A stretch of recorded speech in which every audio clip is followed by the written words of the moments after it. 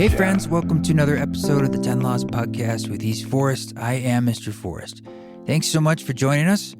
We have crossed over the 200 episode mark, as you can see, and I'm real proud of that. You know, I didn't really know where this experiment would go. About 4-ish years ago, I started doing these weekly podcasts, and I kept doing them, frankly, because I enjoy it. I enjoy being in conversation with people, but more than anything, I really enjoy listening to people. But I'm real thankful for y'all, for being a part of this community, for subscribing and listening and sharing and helping it be something that still makes sense, basically, to do. I'll keep doing it as long as it's fun and as long as you show up. So thank you for doing that. And, you know, we added in that Patreon element about a year ago, maybe, and I appreciate everyone who's over there as a way to make this podcast a bit more sustainable. That's patreon.com/eastforest. And I want to thank Teresa B. for signing up recently since our last occasion that we were together. But we do lots of fun things over there, like sharing new demos, advanced listens, and a monthly Zoom council as well. So we call the whole thing the East Forest Council. So thanks for checking it out, and thanks for being here to continue listening. This week, I have an episode with Max Cooper. Max is a really amazing musician, producer, electronica, techno guy from the United Kingdom. He's someone whose work I've admired for a very, very long time. And I was really happy to be able to get in touch with him and have a conversation. It was one of those things where, you know, it was important to me. And sometimes when things are important, you screw up the time. And I had listed it, and I was an hour off as far as my time zone in the morning and his in the UK. And so I got up and I was ready to go. I was making my coffee, and I thought, okay, I have 40 minutes. And I looked at my email, of course, and I got that email saying, like, where are you? I'm like, oh no. So I ran out there and we started, but he was gracious and we still had our full conversation. So I know you're going to enjoy it very much. Check out his new album that's starting to roll out, and we're going to talk about that, among other things. He's an interesting character, too, because as is mentioned in a lot of other interviews of his, he has a PhD in computational biology, which is not your average background for people who throw down some pretty badass music. So I didn't go deep into that angle because I think he gets asked about that a lot, but we get in some really wonderful stuff about creativity and his process, even gear. I always like to nerd out on that too. So I'm sure lots of people, you're all going to love this conversation very much. Just a few other pieces of housekeeping, and then I would like to speak a bit about some of my thoughts and feelings on the Ukraine situation. I know you don't necessarily tune in here for any political science necessarily from me, and so feel free to skip ahead to our conversation. But it is something I just want to touch on because it's very present right now for myself and for all of us. But before I do that, I just want to remind you, we just put on some dates for San Diego on April 24th. If you want tickets, eastforest.org, and that adds to our April 20th in Denver. Yoga Fort, Tree Fort, this coming weekend, March 24th, I'll be doing a ceremony concert in Yoga Fort. And we have a new Journey Space on April 16th. Journey Space is our online platform for journeys. They are facilitated in a group online, and I present new music that I put together, multiple hour sort of journey music exclusive to that platform. So all that's at eastforest.org if you'd like to check it out. So just briefly, I know for a lot of us, the situation happening over there in Ukraine is kind of tearing us up inside. And I'll just say right out of the gate, I acknowledge that a lot of things like this have been happening. In the United States, you could say, like, when we went into Iraq, we probably were the Russians in a sense to the Iraqis. I'm not saying it's not an exact equivalent, but I'm just saying you have to think about these things have been going on, or even like what's been going on in Yemen or Syria, it goes on in history, and how our vantage point now, it seems like, this cuts even deeper for some reason. And some people would say that's our sort of white, or my white vantage point. And I'll admit that's got to be part of the picture, the privilege that I sit from. But nonetheless, I think it's also the brazenness of what's happening, and in a sense, the surprise for all of us that it feels so unprovoked. In a sense, it feels so wrong and so deeply frustrating that you want to just stop it, right? It's hard for me just to imagine, or any of us, like you're essentially living your life, and then it's just you have to leave, or people are dying around you, or like the dreams and hopes you had just have to stop, or or go on this trajectory of change that it's incredibly frustrating, the anger and the sadness that would come up. So I think I mentioned this on an early podcast. Perhaps some of my emotions that are coming up is I have this somewhat strange connection to Russia and the Ukraine for my whole life that I can't exactly explain, but it's definitely been present in my life. Everything from a Ukrainian exchange student we had when I was in high school, Sergey. We became, good friends and brothers. That opened me up to his life in Ukraine and his family. We still are in touch. To the fact that I learned the Russian language a bit, I should say, not very well, in high school. Like, that was the language that I chose to learn when you had to pick a language. I took 3 years of that. And then even in graduate school, I got an MFA, and it was a joint program that was with the Moscow Art Theater. And so I lived in Moscow for part of our program, and we had many, many teachers from over there. And then I dated a woman that I met when I was super young, Katya. And then I went back to Russia to sort of visit her. And I went through that whole process. And so even my roommate in Brooklyn, when we met, he was a Ukrainian refugee, his family, who came over to the United States, and we became really close friends. And Toya. And so, and there's more, and you put all these things together, and it's just like, wow, it's just like there's something swimming through my life with this region. And so I recognize whatever that is, it does create a stronger bond and connection, and that could be at play too. But I think there is something universal going on. And I know for all of us, we go through the pandemic and everything else we're going through, and the economic instability and the ecological instability. I mean, blah, blah, blah. There's a lot. This is just, it's hard. It's hard to have just something like this where it feels like this on a humanitarian level, and you add in this nuclear angle, and it's just nuts. So I feel for you because I feel for myself, and I feel the emotions coursing through me. And even just the strangeness of like the playing field. You think about like a guy like Zelensky, who was an actor and a comedian, and how he's meeting the moment in a way, partially because he understands what it means to perform, to embody, to enliven a feeling. But for him, it actually becomes a way of connecting to a truth that was either latent or whatever is true for him, it feels. Whereas like Trump, another guy who's essentially an actor, right? A TV star, a reality TV star, who is the opposite energy. It's like he also understands how to manipulate an audience and sort of how to act, more really how to cajole. For him, it's just lying. But it's really how do you work a crowd, really? But it goes to the other polarity for his own really out of his own traumas to probably protect that which is terrifying to him and he can't even face, so it becomes all self-serving, yada, yada, yada.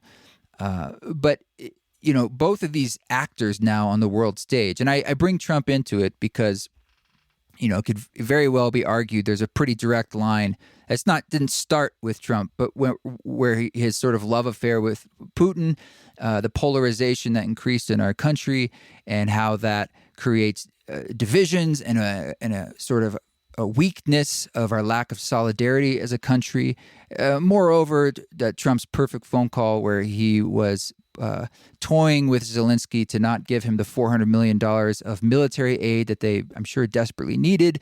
And as that was delayed, that certainly could not have helped where they're at now as they're trying to play catch up to become more prepared from a military standpoint.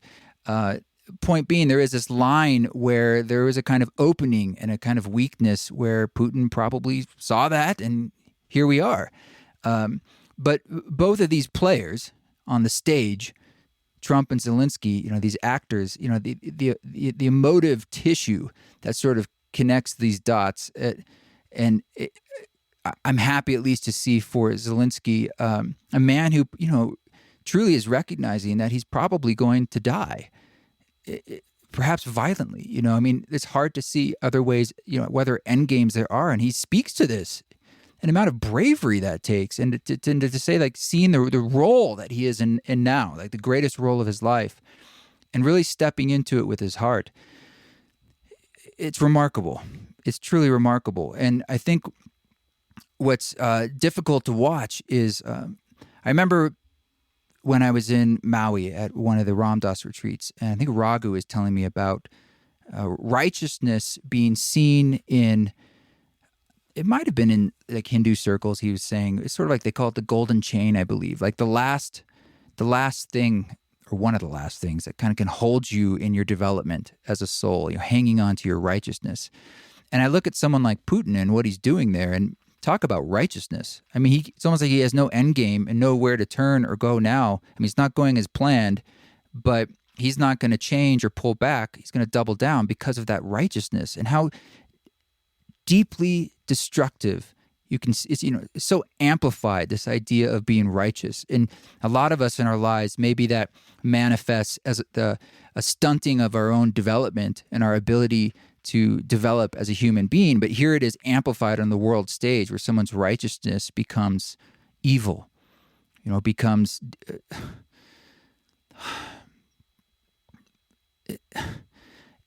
it's hard to even put words to it. One person's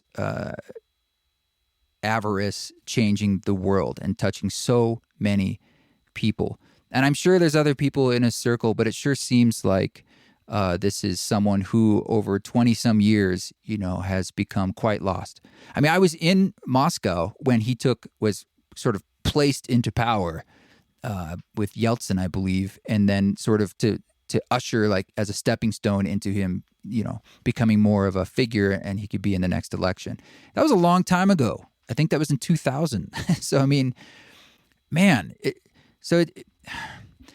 but if there's any, if you try to step back from the meta, it does feel like, for every reaction of destruction and apocalypse and composting, essentially, of our entire civilization, I feel in my heart there's an equal upswelling of change and renewal and newness. And they almost seem like yin and yang, to go hand in hand, which is not good, but it is good. Well, it's exactly equal in a sense. Like, the kind of change we need on this planet to frankly survive, to change our patterns of behavior, to become more sustainable as a people on all levels, requires replacing systems and changing systems that maybe, if you look at normal human behavior, aren't going to change without the kind of things that normally precipitate human change, which is like near-death experiences and bankruptcies and divorces. And we're stubborn people. It's hard. And especially as groups of people, it's hard. But it's happening, is what I'm trying to say. It's happening. And we've been through a lot. And I pray so deeply that we have the least amount of suffering that is needed for this process, and that we're done. But I know we're probably not done. And that's really why I spend my life energy doing what I can to offer experiences and tools and conversations that explore essentially how we can dive into the inner landscape, so that we can know our truth, so that we can have inner fortitude, so that we can then be more loving people, connected, see less of the separation of ourselves. I trust, and I from my own process, when I see in others, when you go inside and when you really open up and heal those traumas in yourselves, through yourself, you naturally go into a process of seeing your connectiveness, your interconnectedness to all that is, not just people, but nature, the world, everything. And so I do believe in that as a part of right action right now. But I also want to speak to the intense suffering that is going on, because it is just that. It is horrific and terrible. And yes, there's been suffering across the ages. And yes, we've all made different mistakes. I'm not denying any of that. But this is happening right now. And I'm not trying to make one relative to another. I'm just saying it hurts. And I see it too. And I know you do too. So if you're still with me or you're trying to fast forward to get to our conversation with our new friend Max, here we are. But more to come, my friends. And I appreciate you all showing up and for diving into that inner landscape, into your heart, and really listening. You know, that's what this podcast, over 200 episodes now, it's been about me listening and hopefully becoming a better listener to other people. But listening on all levels, when we really learn how to listen and give space and time for that, it helps us come out of that shell of feeling like an isolated being, all alone, with all these forces against us. We are together. Sub-ek, as Maharaji would say, we are one. All is one. And that doesn't change the fact that we need to do what we can in this world and speak when we can speak and love when we can always love.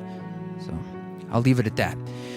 But for now, we're going to get into this wonderful and rich conversation with our new friend, Max Cooper.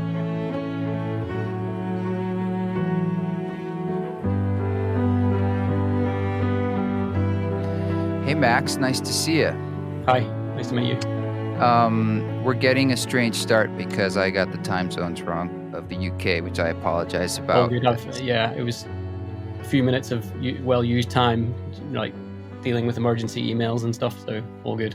I don't know about you, but it's sometimes the things you care about a bit more than you I don't know if it's you overthink them or your body, like, it's, you know what I mean? It's like, I even said to my partner last night, it's like, oh yeah, I'm talking to Max in the morning. I'm really excited about it. We got to get to bed. She's like, oh, great. And of course, it's like, oh, it's the old time zone, MST, PST, CST thing. Where are you? This is in Boise, Idaho, which I know is not like a bastion of industry music world, but it's in the mountain time zone. So like, have you been out to the States a lot? No, not at all. Is it in the mountains? Yeah, pretty much. Amazing. It's actually the state that has the most hot springs.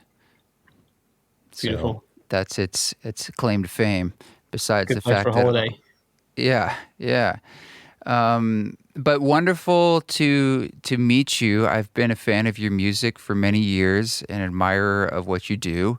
Thank you. And so I was really overjoyed when I learned we could get a chance to connect. It's one of the main benefits of this podcast, quite selfishly, is like, yes, I get to share and dive into people's worlds for others' benefits, but for myself as well. And you're someone who I look at as a musician who takes great care with, your work. It's very detailed and rich and doesn't seem to be bound by a whole lot of, I don't know if rules is the right word, but it's...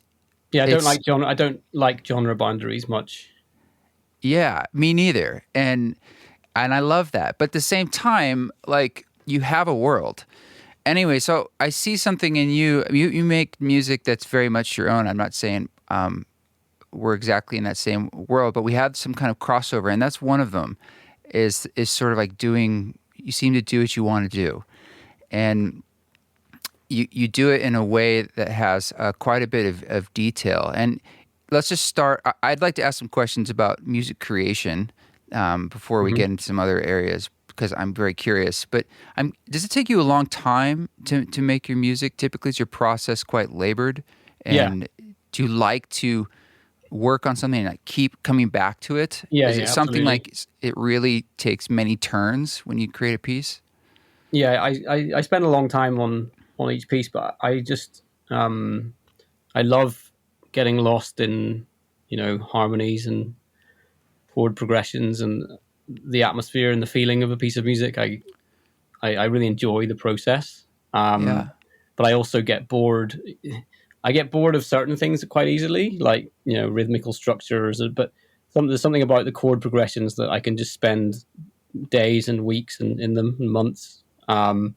So everything else, a lot of my music is built in a certain way that isn't able to what can keep my attention for long enough, the length of time I want to spend immersed in the feelings of each piece of music.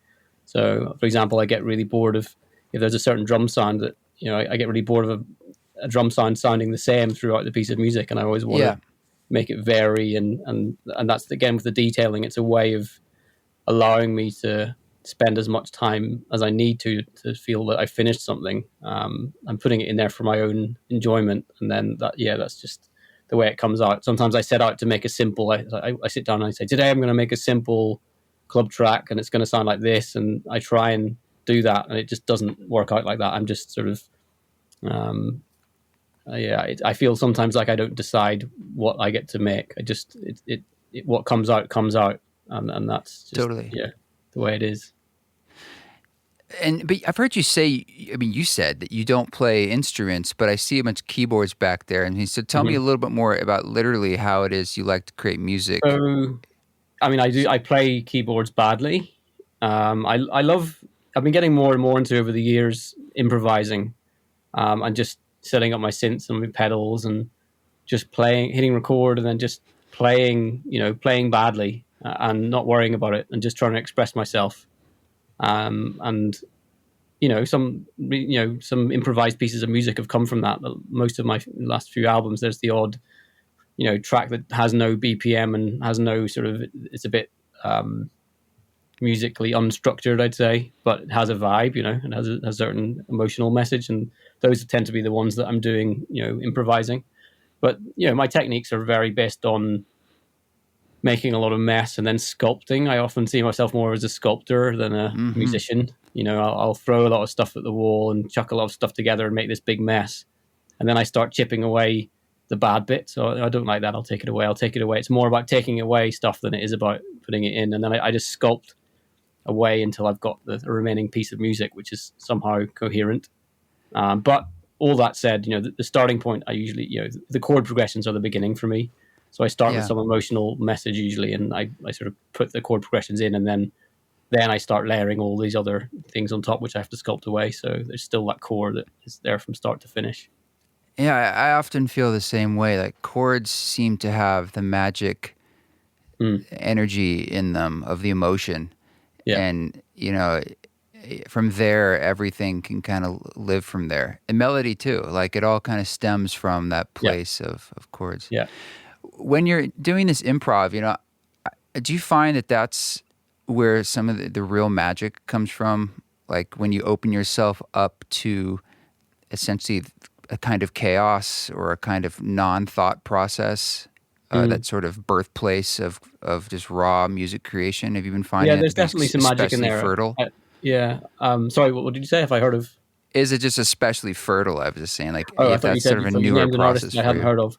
Yeah, definitely. I there's a lot to be said for daydreaming and the sort of intuitive state of mind and the intuitive approach to that. The way I've started ever since the beginning when I started making music, I just sat down and started messing around with stuff and did what felt right. I didn't really know what, right, why, or it's just, but I just have a strong emotive connection to music and to particular types of harmonies. And I just use my, emotional connection to music to guide me through without much knowledge of, of music itself. So the intuitive side is definitely really important. And I did a track on the new album called Stream of Thought, where I was trying to access that sort of daydream state and just let my mind wander and let the music sort of wander like a stream. And then I worked on a beautiful visual project with Optical Art Studio in London, and we did this project where we used slit scan photography, which captures time across each frame of the camera of the video, so that time is stretched out across the frame essentially, and then they smashed objects, so that because they're captured in this particular technique, instead of just smashing normally, they smash into like a branching network, so it looks like you get these sort of stream like branches coming from these smashing plates and these smashing objects. So it was a really beautiful visual analogy of the idea as well. So yeah, I'm always looking for um, you know, ways of visualizing the ideas that I'm thinking about. And a lot of the time I'll start with the visual ideas first and then write the music around that. Anyway, but yeah, stream of thought, and it's Which that's important thing. interesting. I mean, if you think of yourself as a visual person and you're starting musical ideas from a visual space, I mean, does that have anything to do with being a scientist and seeing biology visually, or the world Yeah, I mean, I being definitely, material?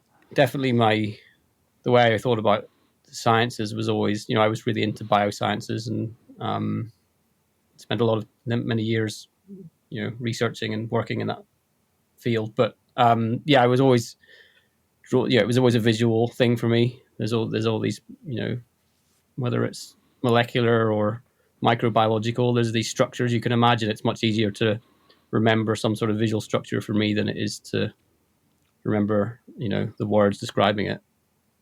I think So, of chords visually. right, I and I mean, think like I music is the actually I same. see them. You know, what I mean, like Yeah, I don't know.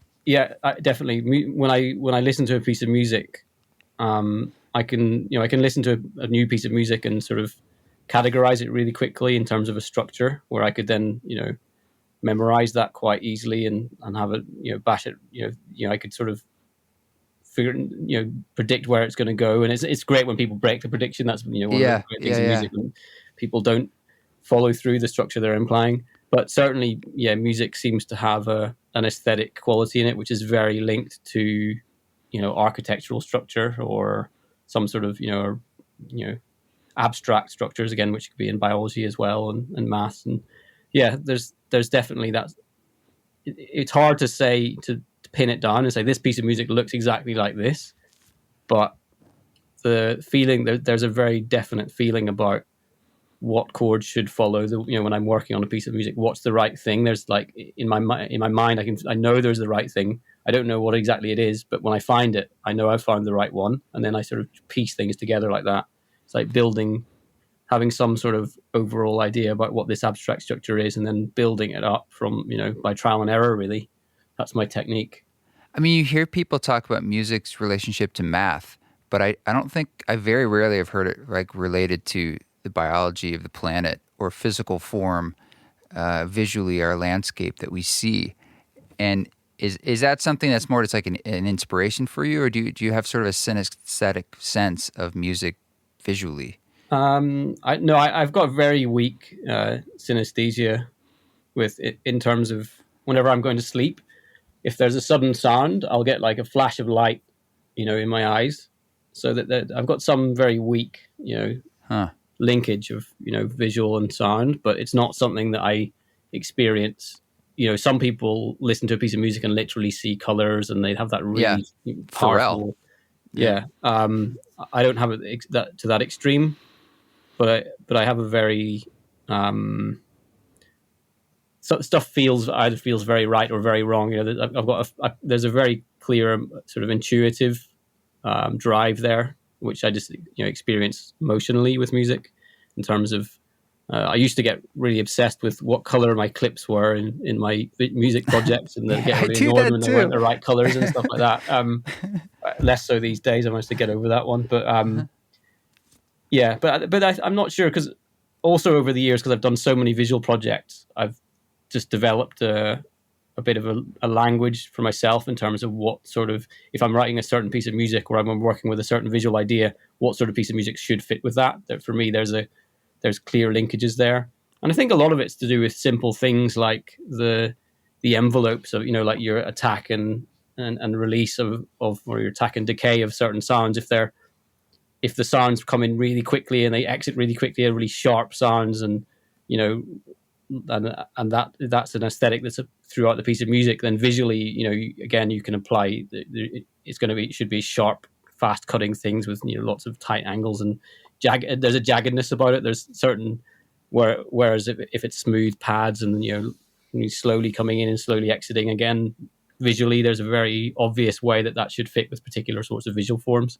And that's a really basic example, but I think there's a lot of examples like that when you start delving into it, working on visual projects and working on music and thinking about how they interact. There's a lot of things that just seem right, a lot of rules that you set up like that. So I think having worked on, done lots of collaborations with visual artists over the years, that has influenced my, this idea of the structure of a piece of music in terms of, a visual structure that's associated with a piece of music.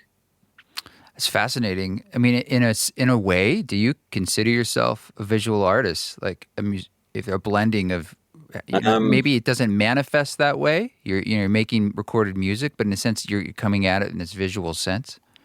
Yeah, I don't know. I mean, I love visual art, and I love, doing visual shows, but I don't know.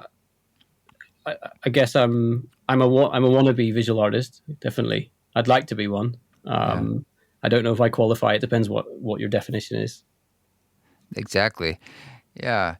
Well, I'm hearing, this emotional place that you're creating from, and that being kind of the litmus test, which I think is true for a lot of us. But, your music can sometimes be very technical, sort of objective, but it also is deeply emotional.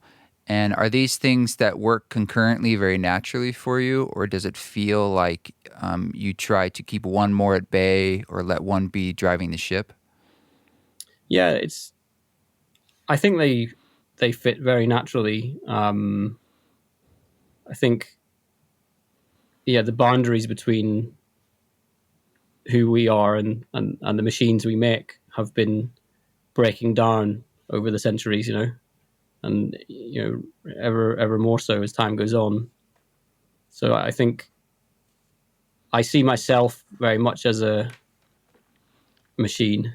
I don't Wow. feel like I'm free to, actually a lot of the point a lot of the new album was about this idea of, that we're stuck inside this thing, the human brain, with all these ancient evolutionary forces defining how we feel about things and pushing us to behave in certain ways, and human biases and all. We're inside this super complex machine, like wrestling with it in a sense.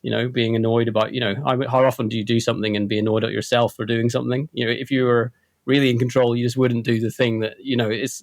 But we're all inside this machine having to deal with it, and I feel like that's totally natural, but also it's part of the thing that riles me and thing that I make commentary on musically. Actually, the new album's called Unspoken Words, and it's about trying to communicate things which are hard to put into words, and that was an aspect of it. The visual projects, when I put them all together, turned into this sort of story of post-humanism, and this some sort of like deep drive to want to get away from the system and escape the constraints. And the visual story of the whole album, when I put together, turned into that, this sort of narrative where eventually, after much toil and learning and transcendence, we actually do, and technology as well, we actually do escape. So yeah, I think the boundary between what a machine is and what we are, I think, is one that is dissolving over time. So for me, they're totally compatible. It's totally compatible to have emotion in a machine-like world, and have mechanics or machine-like processes in an emotional world. And that's the other thing. I think artists have always relied on sort of I won't say mechanical processes, but techniques that seem like more part of science, I suppose, than the arts. I mentioned this. There was a documentary I saw about the artist Vermeer, and how they I think they were a Dutch artist in maybe the 1800s, a long time ago. And they did these paintings that blew everyone's minds because they were so photorealistic, and people thought this artist was a genius. And and then in more recent years, people have proposed that there's this technique they used, which involving mirrors and essentially a procedural technique for creating those types of images.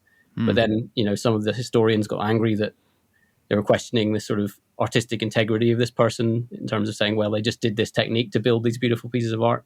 But I think that's always been part of art, and as artists, we're problem solvers, and we people fiddling with synths and over the and building modular systems, and there's so much technical generative processes that we have to employ. I think that's a very natural part of the of the arts and of human expression.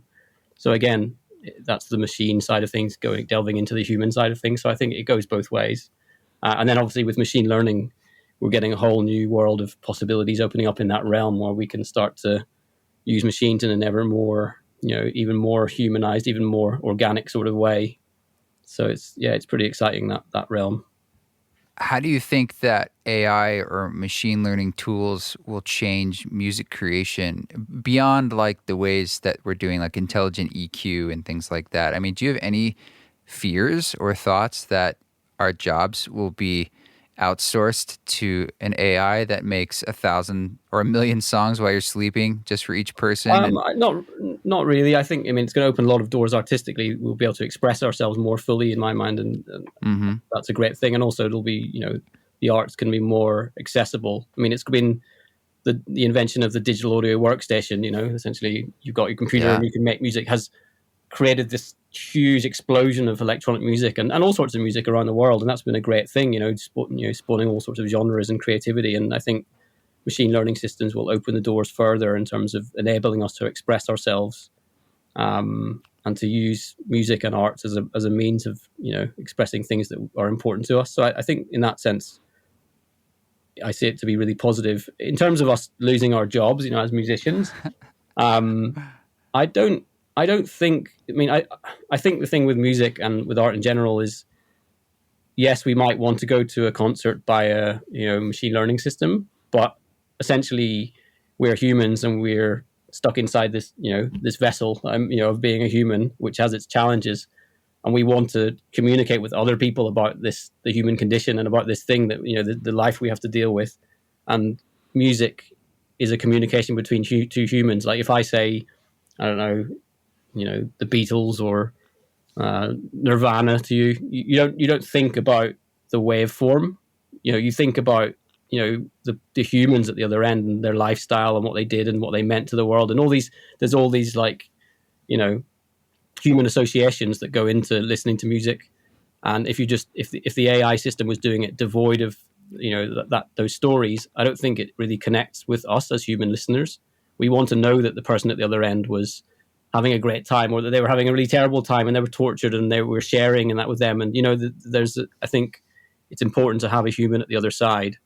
So I don't think that while the AI pure removing the humans production of in the creation of music systems might be interesting, I don't think they're going to fully take over. So I see it more in a positive light in terms of opening creative doors. There's lots of things I want to do musically that I can't yet, and I can see that machine learning systems are opening the doors for me to be able to do the things I want. So it's enabling. And the other thing is, I'm already not a trained musician of any sort. I'm trained as a scientist, and I love music and I have a connection to it, and I use machines to enable me to express myself. And I already use generative processes in my music, and I get the machines to do make these complex messes, which I then curate. I'm a curator of my machines. Oh, So wow. What a phrase. Sense, yeah. A so curator of yeah, your in machines. that sense, it's really just it's just another step along that path. Well, one thing, Peter Broderick on the podcast, when we talked about this, says he give the robots a run for their money. So I think he's excited to see if he could beat the machines. But that's a really interesting thing, being a curator of the machines. If you flip that around, sort of like the other polarity of that, do you though feel like the machines are allowing you to share a part of your humanity, dare I say your soul, in a way that you don't feel you are otherwise? You talked about feeling trapped in your biology. Like that's the human condition. So is the machine, the tools, giving you this sort of connective language to share something deeper that you can't otherwise? Yeah, absolutely. That's an accurate description, I'd say, for me, the feeling of it. It's like, I don't know if it comes from some sort of innate fear of death or something. It's like I'm trying to extract myself out of this vessel, out of the constraints. I want to be free of the constraints of, and the annoyances of existing inside this flesh body, and try and, so the machines definitely enable that, this, I find something every so often and I just, it feels like part of my soul, and I'm able to put it out, and that there's something deeply satisfying about doing that. So yeah, I think really what I want is just to be able to map my brain structure to to a digital format, and just get away entirely from the body and Wow. go into the digital realm of some sort. But I think I'm not going to get. I think I'm a bit too old for that. Maybe if I was 2 years old now or something, maybe I'd have a chance of it. But I don't know if we're quite going to get there. Or by the time we do get there, my brain's going to be too ruined to I be don't worth think they're preserving. going to put any 2-year-olds or babies into, like, they're going to smash them into silicon or something. It's like, the babies are perfect. Yeah, that might have sounded like I was implying we should put 2-year-old brains into machines. No. What I was implying was that if I was, 40 years younger, I might have, by the time I got to 40, there might be a chance that or 50, there might be a chance that I'd get to do that. But I think in my lifetime, I'm probably not going to get to do that. And maybe maybe even in the next generation, maybe it's going to be a few generations. It's hard to say with these things. What are the things that you think you're wanting to do that you can't, that you think you will be with newer computer tools? So one of the very tangible things that I've been playing with a lot already is this idea of liquid timbre. So the way the quality of a certain instrument, or the way a certain synth sounds. You play melodies and harmonies, but they have a particular timbre which identifies their source. And I've been playing a lot with, I use lots of modulation, and I have my synths sort of constantly wandering around. And again, with my percussion as well, this idea that I want to make an album where the same sound never plays twice. The same drum sound never happens twice. Every sound is unique in the whole album. Wow. So that's something I've been aspiring to musically for years, and trying to develop techniques for having my drums constantly, this organic, constant morphing and constant variation, and the complexity and the sort of organic richness. But it's something I haven't been able to fully realize. But machine learning systems open the door to entirely new sorts of synthesis, and also entirely it's the sort of thing that is becoming. I can see that sort of thing's amenable with machine learning systems, in terms of they can learn to emulate lots of different sources, but you can also make them wander between those sources. So I essentially want the synth that constantly wanders between sounding like a classic synthesizer, or a piano, or a car driving down the road, or a lawnmower, or a bird, or anything you can imagine. I want it to wander between these things, so you get these weird halfway between the lawnmower and the synth, or whatever, like halfway between the sound of a black hole collapsing with another black hole, and a piano, or whatever it is. I want to go into bits of the parameter space that we haven't been to before, and I also want to wander around that space and have my melodies built of these, and my drums built of these constantly morphing, alien soundscapes. Wow. That's so anyway. But I haven't managed to get my hands on the correct. I'm doing a few projects with some machine learning people, but I haven't quite managed to get exactly what I want yet. But that's one of the things. The other thing that really interests me in that realm is the idea that you can feed a system, the real basics of what music is. So, if you say music is a pattern in a sound wave, what's the Shannon information, right? The Shannon information is this, the scientific definition of a way of quantifying information. You could say, what's the information density, essentially, and get some real basics about the structure of the information encoded in sound, and then say to get a machine learning system to then build other types of waveforms which have similar information density, or similar, the bare minimum of what you need to put in, so that it recreates something akin to music, but something that in theory could sound entirely foreign to us. So I love the idea that you would get this thing, it would spit out this thing, and you would know that the information structure, or the density of information in this new waveform is similar to what we can deal with, as human brains, or as humans, we should be able to figure it out. But when you first hear it, it just sounds like noise, or like a total mess. But you've programmed in, that the system's been designed to, have structural similarities enough. I love the idea that you could find something that would sound terrible, and then you keep listening, and maybe a week later or a month later, suddenly you would it would sound like Yeah. the most beautiful thing. You could discover this entire new, musical world. I don't know if that's possible. There may be some obvious reason why that just wouldn't work, but Well, it makes again, me think about temperament. Like when you hear, ever heard like those recordings where piano's in just intonation versus equal temperament, and it right. sounds out of tune to us. But I think it. I mean, you feel like, well, it is, but I've heard like, yeah, but your ear is so used to Yeah, hearing. and of course, yeah, right. And the other cultures, the non-Western traditions will have, they have different tuning systems, and things can sound, odd to us. And but the more you listen, the more it can sound beautiful. So I'd be looking for that, but to a far more extreme. Like Yeah. is there some extreme area of parameter space essentially which still ticks the boxes of the basics of what music should be, but at first listen to sound like a noise. But then as we keep listening, we start to, find something in there and Yeah. discover some new way of, so again, something totally speculative like that is, machine learning there, has the tools to start to look into things like that. If you can find the right, clever people who are able to build these systems, which is not me. But I'm happy to, I'd love to hear it and to chat to these people. In some ways, what you're talking about is like a desire for machine instruments to be more human.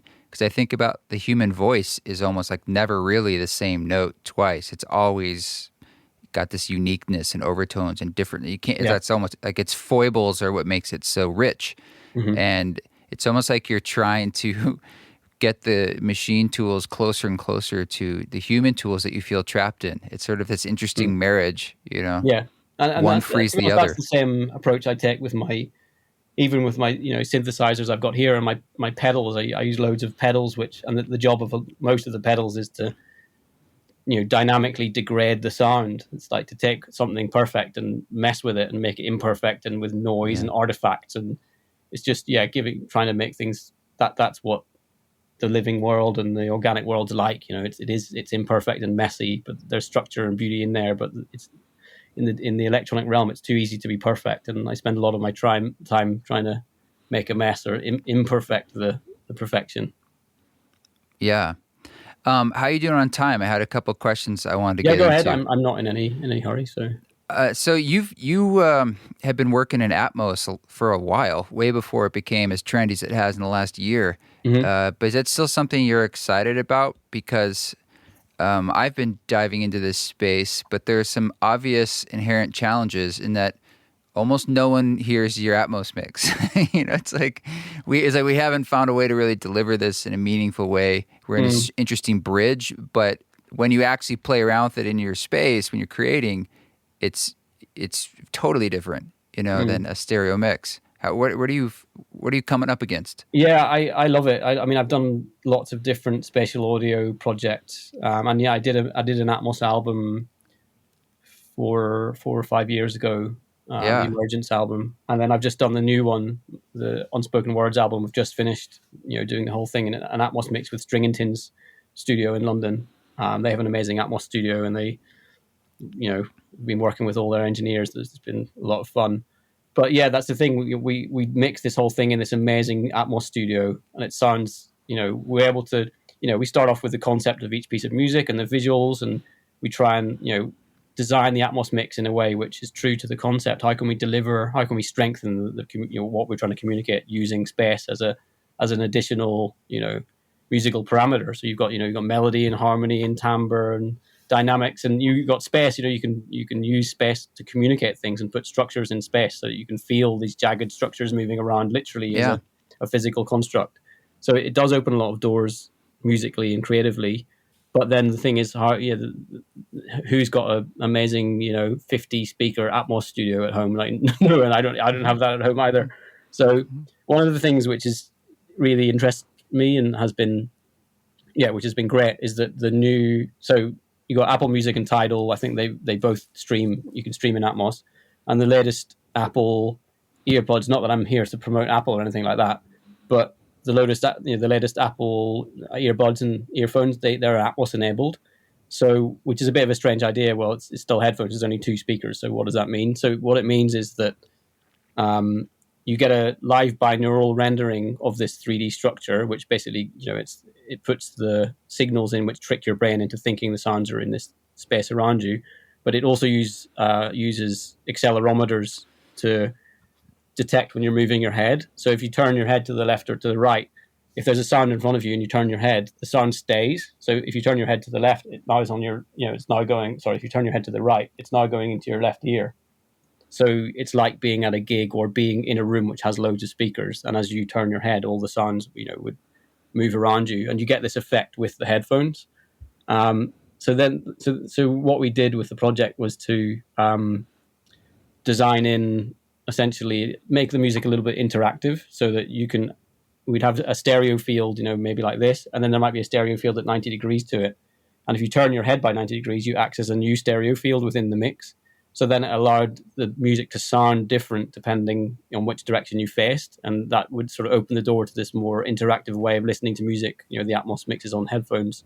So it's something we've been experimenting with. And I'm excited. Yeah, as you say, I'm excited about it because lots of people are going to have these headphones just because they're Apple products, and they're just accessible, and so the Atmos world is significantly opening up, and obviously sound bars as well. There's lots of Atmos enabled sound bars which will try and bounce sounds off the roof to get you the height and all these sorts of things. There's people experimenting with ways of doing this, but it does seem that this technology is being integrated into consumer products in a way that there's potential light at the end of the tunnel in the way that there wasn't 4 or 5 years ago when I did that project. And yeah, it was hard to get it heard.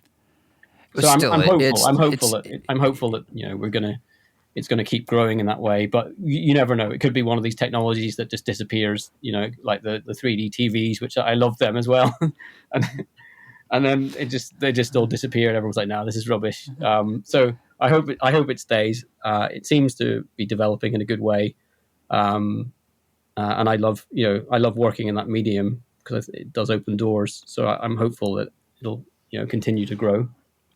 Yeah, and it does get truncated down to binaural pretty much for almost everybody. And you've also been working in binaural before the Atmos. You still do, I hear, like a lot of aspects inside the music are binaurally rendered, and just because of the spatial things it'll do, like when you are listening on headphones, which is a lot of people for most music. But you'd think with an Atmos system, it's like, well, why not then just mix on headphones binaurally and not even worry about how it expands into an Atmos room? If I mean, not to get too wonky about it, but for people to understand, like even when I have an Atmos system in my studio, there's not even I would love to hear what you just talked about, like your album in Atmos. I can't hear that anywhere because I can't go get the ADM files, or I'd have to get a Apple TV that goes into an Atmos receiver, and then that would spit the information out to my Atmos speakers. Right. Yeah, it's so crazy. You can't stream. System.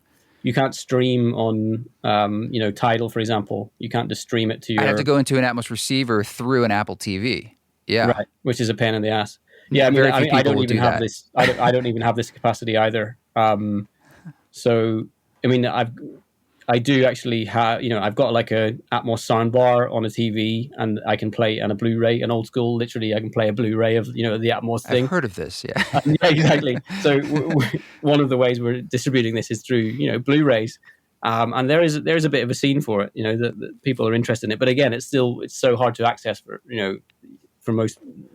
It's a small scene. So yeah, the headphones thing, it's a binaural render, but it's more than the normal binaural. My normal binaural works. I've done these 3D reworks series on my Mesh label where we explored, all binaural releases, and you do get this really nice spatial effect with it. And I put loads of binaural into all my stuff. I love that sort of spatial effect, and I do a lot of binaural recordings, field recordings as well. So, but the one difference you get with the Atmos version, if you're listening with your headphones on a streaming service, and in that case you don't need a receiver or anything, right? You just need the headphones and the correct subscription, presumably. The difference there is then the binaural positions are locked. So as you turn your head, spatial, the right. Head So you get this more interactive spatial format. So it's not. I suppose it's not exactly the full Atmos experience that you get with, in a theater or something, but it's more than you get, with baked in binaural. So it is adding something there, and it's in an accessible way,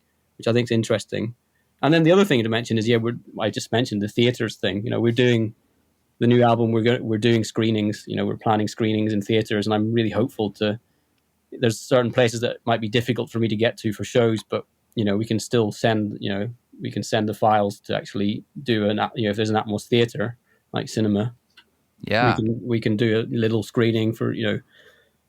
I'm really interested in exploring those possibilities. Actually, if anyone listening, knows an Atmos theater nearby and they want to hear my album, I'm more than happy to, get it sent over and let's get a screening going. I'd love to hear it in my studio, but offline, if you ever would be willing to share a file, just because I'm curious, I'd love to hear these things you're talking about just for myself through all the speakers and stuff. Yeah. I listened to the quadraphonic version of Dark Side of the Moon a few days ago. My friend had the files, and I was like, "Oh, we could totally listen to that here." And we set it up, we put the couch in the middle, and it was revelatory because you clearly very quickly understood that they recorded this album in quad with that everything was about it being in quad. Like the song "Money," money, jing, jing, jing, all those cashier sounds are just going in a 4 count to each of the speakers, and I could quickly say oh, the reason there's 4 is because there's 4 speakers. That's the creative choice, but when it's all pushed into stereo, you don't get that anymore. And the entire creative process opened up to me of why they did a lot of what they did in that record. Why it's so experimental. I didn't realize that had been mixed in quad originally. Yes, and you've got to hear it because it's but it made me think about Atmos, and I'm like, well, if you make albums for Atmos, it would dramatically change the music itself. And I wish we can get to a place soon where people can actually really hear that, because talk about opening up the creative doors of that's like Dark Side of the Moon, but almost 99% of people don't know that, what they actually made, Yeah, that's really interesting. I'll have to try and hear that myself at some point. Yeah, I can hook you up. But you can probably get a quad system pretty easily going. You just get any 4 speakers and 4 outputs and play it through VLC, and it'll just spit it out 4 outs. And but I just think it's a really interesting thing. I always thought that going from quote unquote 3D audio from stereo was going to be mono to stereo. I think it will be a big shift in music. It's just going to take some time on the consumer end to figure out how we hear it.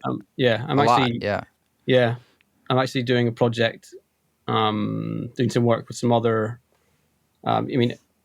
L-Acoustics have a L-ISA, sub brand where they're really specialized in live venues, and they're doing a lot of work in the spatial realm, for live venues. And I've been working with them a bit on that stuff as well. So there's some really exciting things happening, not just in the consumer, the sort of home listening side, but actually in the making these things accessible for venues and for performers as well.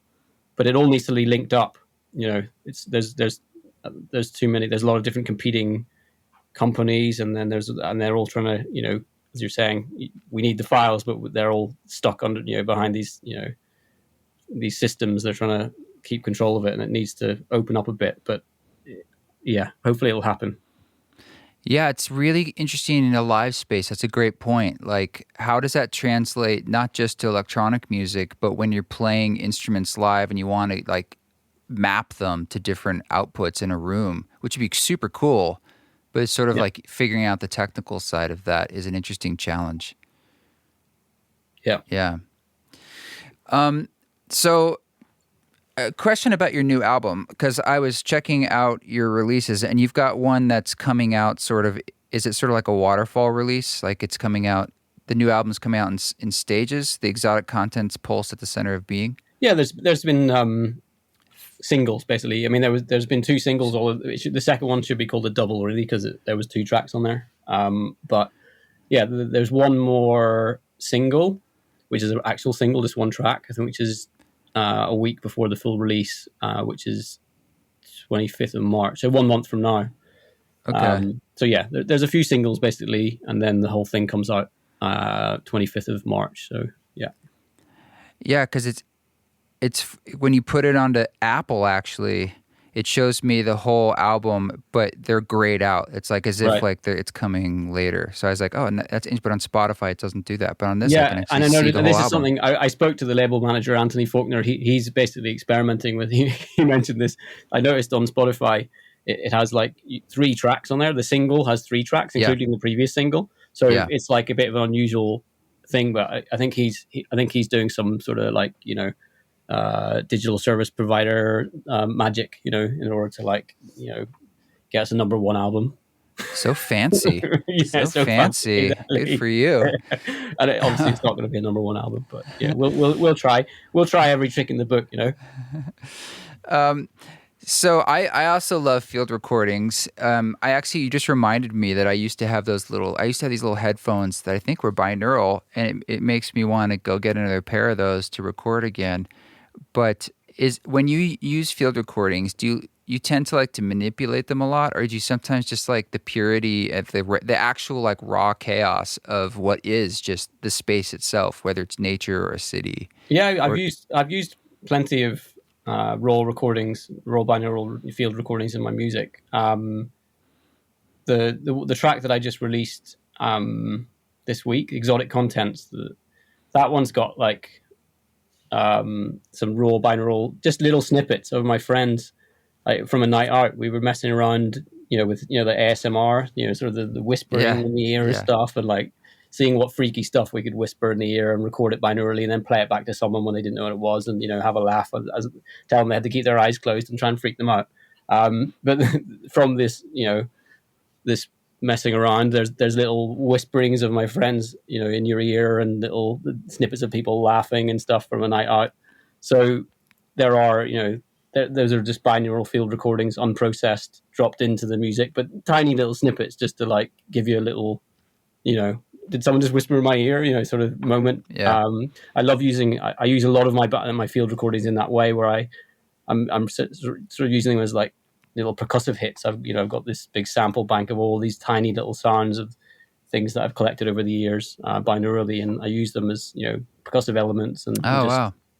just to give single drum hits, a little spatial cue, and then mainly my music's all about false spaces, I suppose, or surreal spaces, I should say. False sounds a bit negative, but I love creating like impossible spaces. These sort of otherworldly, so that you can get lost in this otherworldly thing. And part of that is, having these little binaural one hits all over the place.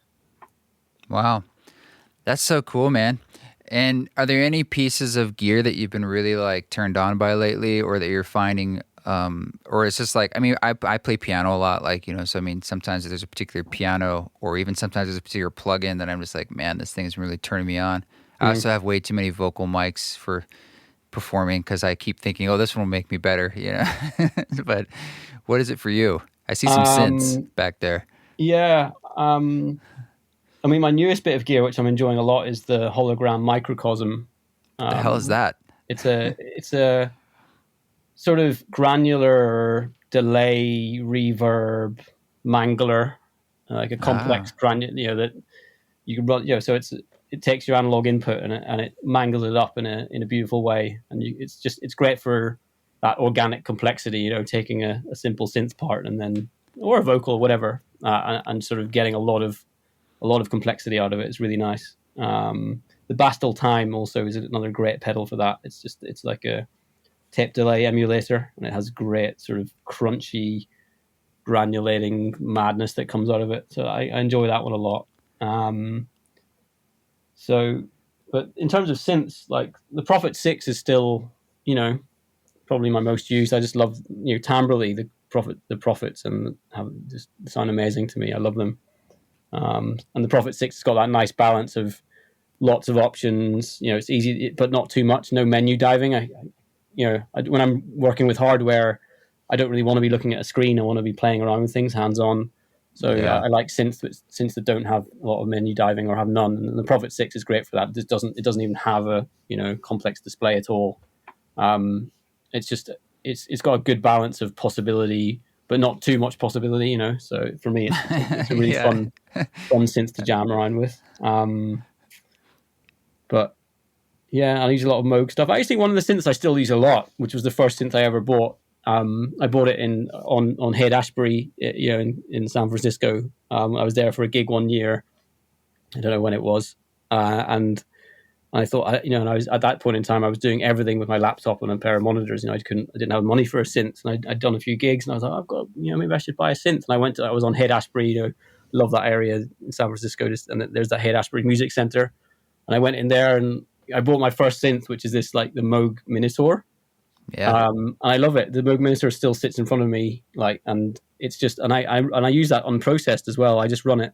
It just makes these really, it doesn't do a lot, but what it does really well. You know, these big, you know, crunchy bass lines and these crunchy one hit sort of punchy bass sounds. And I still use that a lot in my music. So that was a really good synth. I quite like my analog gear that doesn't try to do too much, but what it does do, it has a lot of character. You know, I'm always looking for things that have a lot of character, and yeah, that's generally my approach. And I'd be remiss if I didn't ask. It's always fun. So instead of me just asking like what your influences are, maybe you could just tell me like a couple recordings or artists or experiences you had at a live show that were just like really influential on you. You know, I can think of like seeing Sigur Rós for me at the Beacon Theater in 2005, like really showed me what live shows can be. And I mean, I with saw visuals. Ryoichi Kurokawa recently. He's just like amazing, like how tightly married the visual and the audio are. You know, I think it's all, you know, he builds these generative systems that create the music as well as the visual, and the music is really it's a score. It's like a live electronic score to, you know, really intensely, sharply defined live visuals, and it's just that was a sort of amazing lesson in precision and the beauty you can get with a full generative system. I mean, that's not what I do. I you know, I work with loads of visual collaborators, and I get loads of video clips, and I get loads of audio clips, and I'm jamming with things and messing around with them live and doing lots of processing, but it doesn't have that, you know, the precision of a sort of entirely generative system. But anyway, his work's really amazing. Rival Consoles is someone who I constantly, I mean, he sets the standards so high in terms of the timbral, just making synthesizers sound so beautiful and so rich, and the world of electronic music. It reminds me of when I hear an orchestra. And if you hear an orchestra live, not a recording of an orchestra, but you get such a rich. The waveforms are so rich; it's hard to describe. They have this overtones. Yeah, exactly. But the complexity and the richness of the overtones is it's insane. In the room, and he gets that. He approaches that sort of electronically for me. These really the texture and the how beautiful it sounds. Sorry, can you still hear me? You've frozen a bit. Oh yes, I can. Okay, the video just freezes, but yeah, I'm here. No, I was worried my internet had packed up. But yeah, so other people. Lucene, you know, on Ghostly, from Seattle. Lucene's like, again, someone whose work has been really influential on mine, and, you know, someone who I'm always excited to hear a new Lucene record. I get really obsessed about his work, and it's just so beautifully constructed and so rich. Yeah, absolutely. Wonderful. Well, I appreciate you sharing that. Yeah, man, it's great to dive into your world and get a bit more, get to ask some questions. It was really a joy talking with you. I apologize again for the delay. Oh, no problem. Not at all. All good. Tell us more clearly for myself and others. So when the album's coming out in full, and anything else you have coming up. Sure. So the album's coming out 25th of March. That's the Dolby Atmos Blu-ray, as well as the vinyl and the digital and the Atmos digital stream. So that will all be out 25th of March. And then there's a whole bunch of gigs on the way, a lot of touring. I'll be over in the States in May. I think I'm playing Lightning in a Bottle Festival in California, and there's also a LA and a San Francisco gig booked in around that. I'm not sure if they've been announced yet, but there's some US stuff coming up, and a bunch of loads of European dates. So I mean, if people are interested in those, the best place to look is on my website, which is maxcooper.net, and join the mailer. But in terms of the other things coming up, we're doing some interesting sort of community-based projects where some of the music video projects from the album, for example, the one we just released, the machine learning project with Xander Steenbrugge, we're turning some of those techniques, into user-generated or community-based projects, whereby we're going to give people the opportunity to submit their own ideas for the works and then turn them into audiovisual pieces. So so that sounds a bit vague, but the basic idea is that there's going to be opportunity for people to feed back their own. So this idea of unspoken words that I was working with, I was trying to express things that I couldn't easily put into words. We're going to be turning that concept back towards, everyone who's interested to actually submit ideas to then turn into, pieces of digital art. So that's something I'm really excited about, which will be something I'll announce a lot more about that in coming weeks. When you say digital art, do you mean videos, or are you talking like NFTs? Or so it's a mixture.